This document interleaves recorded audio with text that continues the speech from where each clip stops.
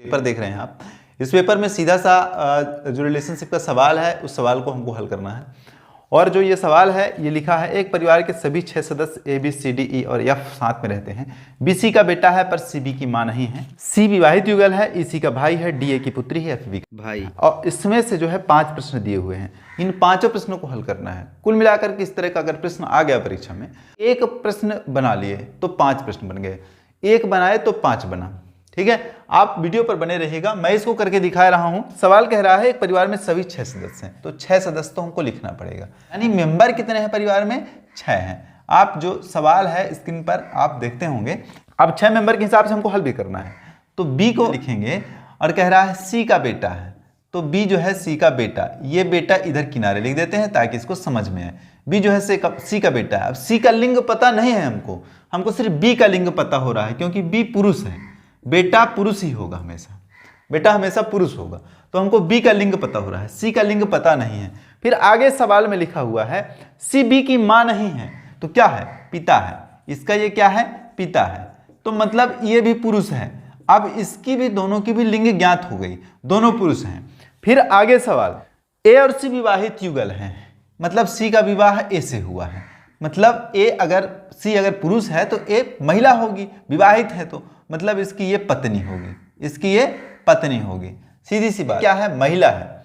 अब ये भी बन गया आपका। फिर कह रहा है ई सी का भाई है, और ई जो है ना सी का भाई, ई बना देते हैं और इधर लिख देते हैं कि भाई, तो ई जो है सी का भाई है, मतलब ये क्या है? पुरुष है। अभी गिनती पूछ रहा है कि कितने पुरुष हैं, सदस्य हैं परिवार में। अब देखिएगा इस तरह का सवाल, डी ए की पुत्री है। अब ए की पुत्री कौन है? ए की पुत्री कौन है? डी। ये जो डी है ना, ए की क्या है? पुत्री है। ए की क्या है? पुत्री है। डी जो है ए की पुत्री है, तो मतलब सी की भी पुत्री कहलाएगी। पुत्री है मतलब महिला है। अब इसका भी लिंग हमारे पास मिल गया। सबका लिंग ज्ञात करना है, जेंडर, तो आपको सवाल लगाने में कोई दिक्कत नहीं होगी इसका। फिर कह रहा है एफ बी का भाई है, एफ बी का भाई है, और बी का भाई बना दो एफ को, एफ बी का क्या है? भाई है। अब देखिए ये भी पुरुष है, ये भी पुरुष है। आप सवाल में कह रहा है परिवार में पुरुष सदस्यों की संख्या कितनी है? परिवार में पुरुष सदस्यों की संख्या कितनी है? तो गिन लो परिवार में पुरुष सदस्यों की संख्या कितनी है। ऑप्शन में देख लीजिएगा, ऑप्शन में कितना लिखा हुआ है। पुरुष सदस्यों की संख्या 4 है, 3 है, 2 है और 1। पुरुष सदस्यों की संख्या कितनी है? देखिए गिन लेते हैं। ये तो महिला है, ये भी महिला है। 1 पुरुष ये हुआ, 2 पुरुष ये हुआ, 1 और 1 मतलब 2 हुआ, और 1 पुरुष, 3 पुरुष और ये 4 पुरुष। कुल मिलाकर के पुरुष कितने हो गए? पुरुष 4 हो गए। और देखिए ऑप्शन नंबर इसमें ए है, 4 पुरुष हो रहे हैं भैया। 1 पुरुष, 2 पुरुष, 3 पुरुष और 4 पुरुष, 4 पुरुष हो रहे हैं। बी की मां कौन है? सवाल में देखिएगा, बहुत आसान से सवाल लगता है।